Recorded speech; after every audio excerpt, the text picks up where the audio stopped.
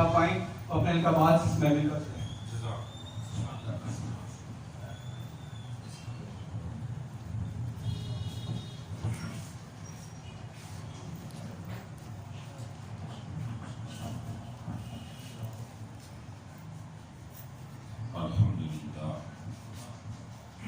الحمد لله الذي رفع السماء بغير عمد وبسط الأرض على ماء جمد وقسم الرزق في عباده ولم ينس أحد والصلاة والسلام على حبيبه من لا نبي بعد وعلى آله وأصحابه وأولياء أمته وأمته دائما أبد أما بعد فأعوذ بالله من الشيطان الرجيم بسم الله الرحمن الرحيم فاذکرونی اذکرکم واشکرونی ولا تکفرون صدق اللہ مولانا العظیم۔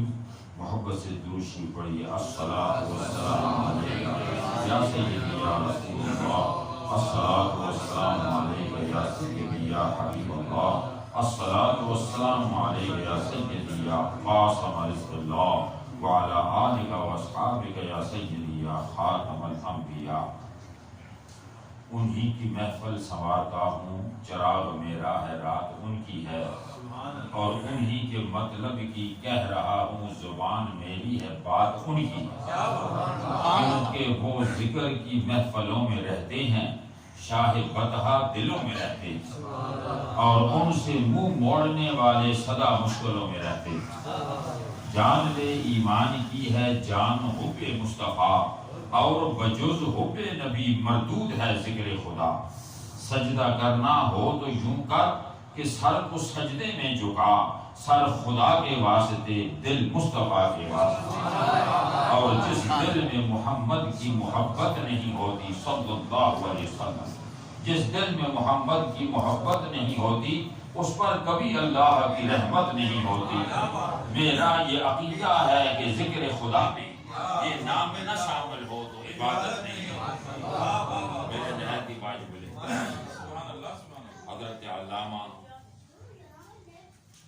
قبلہ اعجاز علی رضوی صاحب اور ان کی سرپرستی میں تمام وہ حضرات جو محبت سے محفل منعقد کرتے ہیں، اور آج منعقد کی میری خوش قسمتی ہے کہ جناب قاسم شاہ صاحب نے مہربانی فرمائی، اور جناب سید امجد شاہ صاحب اور یہ سارے جتنے بھی شاہ صاحبان ہیں، ان کی محفلوں میں ہمیں شرکت کا موقع ملتا رہتا ہے، یہ بڑی بات ہے۔ اس لیے میں نے صرف 2 لفظوں میں مختصر آیت پڑھی ہے، اصل تقریر تو ایسا فرمائیں گے، میں ایک میسج آپ کو دینا چاہتا ہوں۔ اللہ تعالیٰ نے فرمایا فاذکرونی اذکرکم، تو مجھے یاد کرو میں تمہیں یاد کروں۔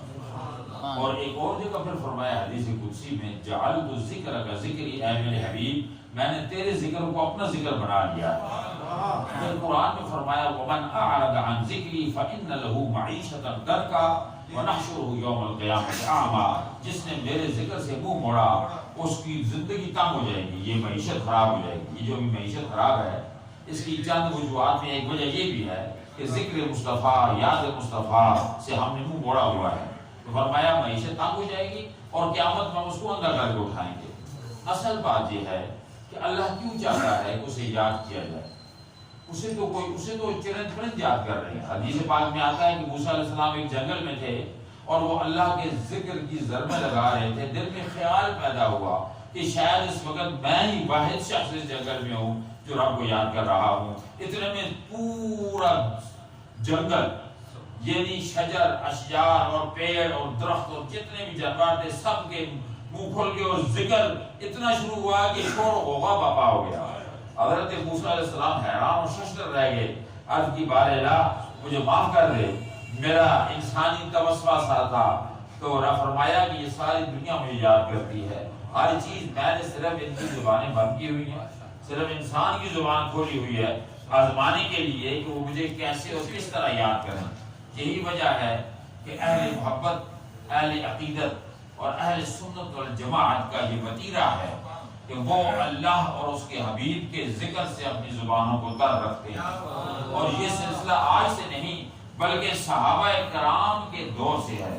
حضرت حسان بن ثابت نے نبی کی شان میں ایک کتاب لکھی اور فرمایا، اور اس کتاب کے اوپر ایک شعر لکھا کہ ما ان مدحت محمدا بمقالتی ولکن مدحت مقالتی بمحمد صلی اللہ علیہ وسلم، میں نے یہ مقالہ کی کتاب لکھ کر اس سے محمد صلی اللہ علیہ وسلم کی شان میں اضافہ نہیں کیا، ان کی شان نہیں بڑھائی، لیکن نبی کا نام سے، نبی کی نسبت سے میری اس کتاب کی شان بڑھ گئی ہے اور میری شان بڑھ گئی ہے۔ یہی وجہ ہے کہ انہوں نے نبی کریم علیہ الصلوۃ والتسلیم کی ذکر کی محفلوں کو ایسا روشن کیا اور ایسا ہمیں سبق دیا جو ایمان بھی ہے، ایقان بھی ہے اور اہل سنت والجماعت کی پہچان بھی۔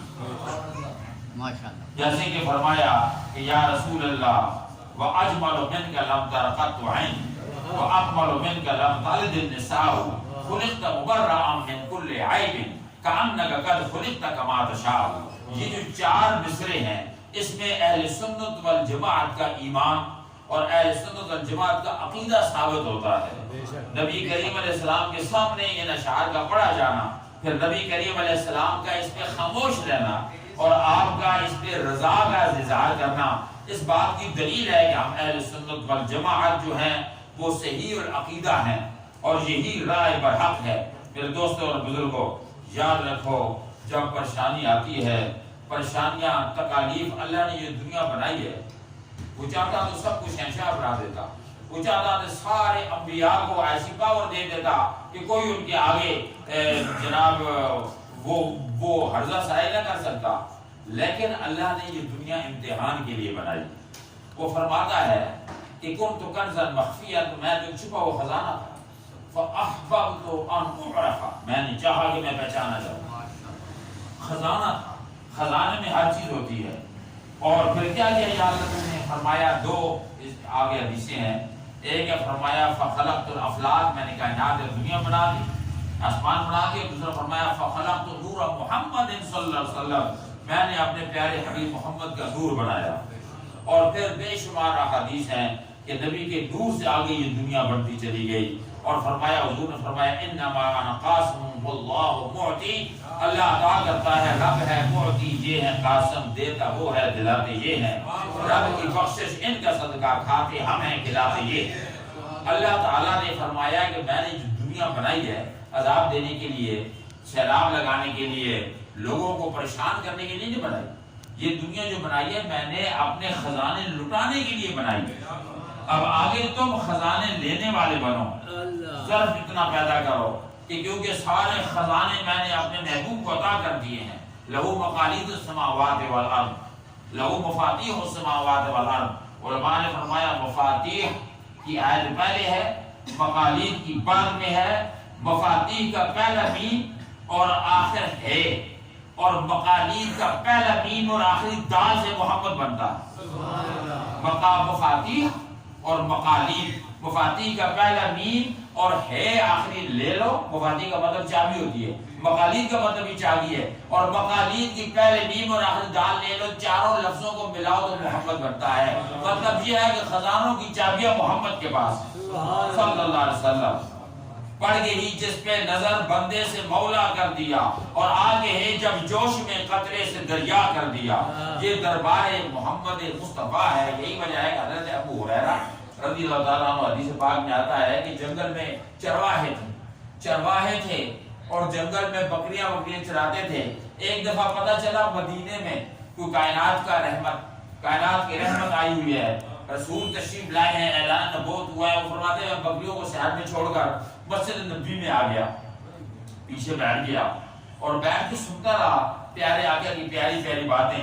پیارے آقا صلی اللہ علیہ وسلم نے اعلان فرمایا کہ میرے اس کے بعد بیٹھنے سے پہلے جو شخص میرے آگے آ کر بیٹھے گا میں اسے بہت کچھ عطا کروں، خزانے عطا کروں۔ سبحان اللہ۔ حضرت ابو ہریرہ چونکہ جنگل میں بکریاں چرانے والے جس طریقے سے لڑکے ہوتے ہیں، تو آپ جوان بھی تھے، انہوں نے کہا جی کہ میں نے دیکھا رش بڑی تھی، لوگوں کی محبت بڑی تھی، بڑی توجہ تھی، بڑا جناب ولولہ تھا، تو میں نے سوچا کہ اب میں کوئی ایسا طریقہ کروں گا تو میں سب سے پہلے آقا کے آگے پہنچوں گا۔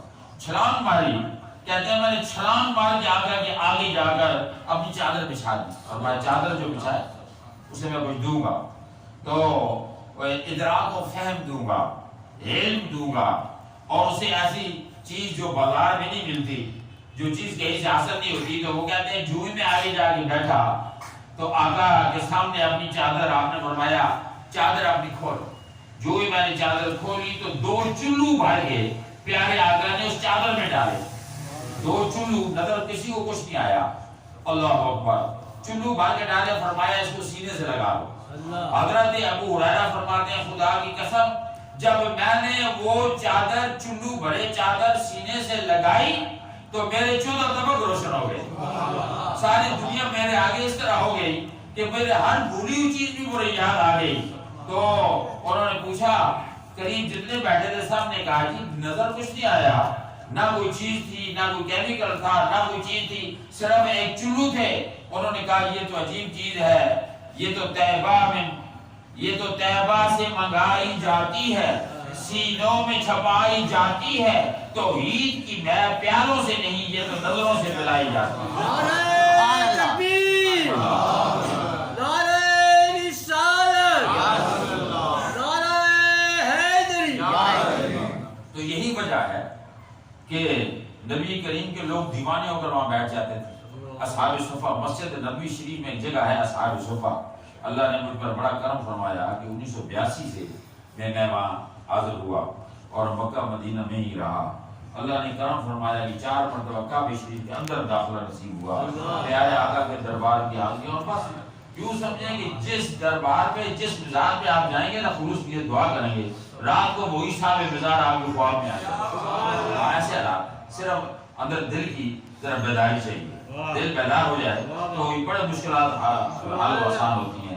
اصحاب صفا میں بڑے بڑے باہر جن جو کاروبار کے مالک تھے، بڑے امیر اور رئیس تھے، سب کچھ چھوڑ چھاڑ کے وہاں کیوں بیٹھے ہوئے تھے؟ بھوکے پیاسے بیٹھے ہوئے تھے۔ آج کل کوئی نہیں جاتا ہے، اگر کسی پیر صاحب کے مرید بھی بنو تو کھانا دو، اگر نہ ملے تو اگلا سامان اٹھا کے نکل جاتا ہے، یا تو کچھ حاصل نہیں ہوا۔ اگر کوئی چیز نہ حاصل ہو تو بندہ نکل جاتا ہے۔ ہم خود اتنے خود غرض ہیں، انسان کو اللہ نے ایسا بنایا ہے کہ اس میں ضروریات بھی ہیں، خواہشات بھی ہیں، اس کے اندر جناب والا نفسیات بھی ہیں، حاجات بھی ہیں۔ تو وہ بندہ وہاں ہی جائے گا جہاں اس کی ضروریات پوری ہوں گی، جہاں حاجات پوری ہوں گی، جہاں کچھ نہیں ملے گا۔ ہم تو ظاہری جو مٹیریل ہے اس کے پیچھے پڑے ہوئے ہیں۔ تو پیارے آقا کے دربار میں جو اتنے بیٹھے رہتے تھے، حسن سے بصرہ، بلال الحبش، صہیب از روم، زخاک مکہ، ابو جہل، جبل العجبی، حسن بصرے سے آ گیا، نہ جانے کہاں سے لوگ آ کر دیوانے بن کے بیٹھے رہتے تھے۔ وہ کس چیز کے منتظر تھے؟ وہ صرف پیارے آقا کی نگاہوں کے منتظر تھے۔ وہ سمجھتے تھے کہ جب ہمیں بارش کی ضرورت ہوگی تو ہم کہیں دائیں بائیں نہیں جائیں گے، پیارے آقا عرض کریں گے اور کہ یا رسول اللہ گرمی ہے، تو پیارے آقا ایک اشارہ، ان کا اشارہ چلے گا تو بارشیں برسنی شروع ہو جائیں گی۔ اور ہوا بھی ایسے کہ ایک جمعے آپ کھڑے ہوئے، ایک شخص کھڑا ہوا، یا رسول اللہ بڑی گرمی ہے، ڈنگر مار گئے، کچھ نہیں ہے۔ پیارے آقا نے فرمایا ہاتھ اٹھاؤ۔ صحابہ فرماتے ہیں کہ ہم نے دیکھا پیارے آقا نے ابھی تک ہاتھ منہ پر نہیں مارے تھے کہ بارش برسنی شروع ہوگا، اور وہ بارش ہفتہ پورا رہی، پورا ہفتہ رہی۔ پھر وہی شخص آیا کہنا یا رسول اللہ تو مکان ہمارے گر رہے ہیں، ڈنگر مار رہے ہیں، مہربانی فرماؤ ہم کیا کریں گے؟ تو پیارے آقا نے اشارہ فرمایا لا علینا حوالینا ولا علینا۔ اور یہ دنیا کے عرب جو عرب ہے، عربی لینگویج جاننے والے، وہ اتنے پریشان و ششدر ہیں کہ پیارے آقا کی اتنی منتق، لوگ کہتے ہیں کہ نبی امی ہے معاذ اللہ، کہ حضور علیہ السلام مطلب اٹپڑ ہے معاذ اللہ، لوگ یہ کہتے ہیں، وہ کہتے ہیں جی یہ جملہ ہمیں پوری اس عربی لینگویج کی ڈکشنری میں نہیں ملا۔ جو آقا نے جو لفظ نکالے، ہاتھ اٹھائے اور کہا فرمایا حوالینا ولا علینا، ہمارے ارد گرد ہمارے اوپر نہیں۔ تو کہنے کا مطلب یہ ہے کہ جو ہی اتنا کہنا تھا، وہ بارش ساری جتنے بادل تھے وہ پہاڑوں کی طرف چلے گئے اور درمیان میں جگہ دھوپ آ گئی اور خشکی آ گئی۔ پھر دوستو اور بزرگوں، یہ دل کی بیداری تب ملتی ہے جب انسان دل کی گہرائی کے ساتھ اللہ والے کسی ایسے کامل کے ہاتھ میں ہاتھ دے، اس کے قریب جائے، ورنہ یہ بڑا مشکل ہے۔ ذکر سے اور فکر سے اللہ تعالیٰ نے فرمایا انسان کو پیدا کیا اور فرمایا کہ آپ میری تلاش کرو۔ وما خلق الجن والانس الا ليعبدون اے لیعرفون۔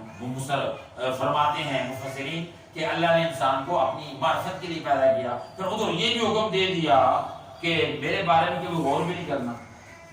تفکروا فی آلاء اللہ ولا تفکروا فی اللہ.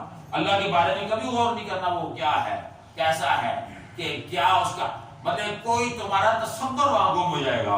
لیکن مجھے تلاش ضرور کرنا ہے, مجھے ڈھونڈنا ضرور ہے. تو پھر دنیا حیران ہے کہ کسی چیز کی پہچان کے لیے, کسی چیز کو ڈھونڈنے کے لیے کوئی آلہ ہوتا ہے. تو انسان کے پاس کون سا آلہ ہے جس سے اللہ کو تلاش کرے؟ اللہ نے کہا مجھے تلاش کرنا. تو یہ کپڑا خریدتے ہیں تو میٹر اور گز ہوتے ہیں, سامان خریدتے ہیں تو یہ کلو اور پاؤ اور آدھا پاؤ یہ چیزیں ہوتی ہیں, درجن اور یہ چیزیں ہوتی ہیں. انسان پاس کون سا آلہ ہے؟ علماء نے بڑا غور کیا, فرمایا انسان پر آواز خمسہ ہے. قوت باصرہ دیکھنے کی قوت, قوت شامہ یہ سونگنے کی قوت, قوت لامسہ ٹچ کرنے کی قوت, قوت ذائقہ اور قوت سامعہ. اور یہ ساری 5 قوت آواز خمسہ ہیں جس سے بندہ کسی کو پہچانتا ہے, رنگ پہچانتا ہے, آواز پہچانتا ہے, ہر چیز. تو آؤ اس سے اللہ کو پہچاننا شروع کریں. انہوں نے کہا یہ حضرت آدم سے لے کر آج تک جتنے بھی انبیاء 1,24,000 قوم کے نبی آئے اس میں بڑے اس دوران میں بڑے بڑے افلاطون آئے اور بڑے بڑے جناب والا سائنسدان اور بڑے بڑے علم و حکمت والے آئے. سب نے پہچاننے کی کوشش کی. کان سے جب پہچاننے کی کوشش کی گئی اور مختلف طریقوں سے, تو اللہ اکبر بالآخر ارنا اللہ جہرتن. قرآن کے اندر ہے کہ جب موسیٰ علیہ السلام کے ساتھ ان کی چاہنے والے تھے, انہوں نے کہا ہے موسیٰ ہم آپ کے ساتھ چلیں گے لیکن اللہ کو دکھا, سامنے دکھا, ہم دیکھنا چاہتے ہیں اللہ کو. حضرت موسیٰ علیہ السلام جو وہ بندے لے کر وہاں پہنچے, وہ کوہتور کی اس جگہ پر, ابھی تو میڈیا کا دور ہے, آپ لوگ اس میں دیکھ سکتے ہیں کہاں پر موسیٰ علیہ السلام گئے تھے, کون سی وہ جگہ تھی, کہاں لوگ اکٹھے ہوئے تھے. وہاں جب گئے تو انہوں نے عرض کی ارنا اللہ جہرتن, یا اللہ رب ارنی انظر الیک, یا اللہ میں دیکھنا چاہتا ہوں تجھے, اگر دکھا تو دے اپنا. یہ سارے مجھے مجبور کر رہے ہیں, کیونکہ جب تک بندے کی فطرت ایک ایسی ہے کہ جب تک وہ چیز دیکھتا نہیں اس وقت تک مانتا نہیں. کتنا بڑا متقی پرہیزگار بنی کامل بھی ہو, ہم کہیں یہ بڑا چاہیے ایسے کیا کمال ہے, کوئی کمال تو دکھائے.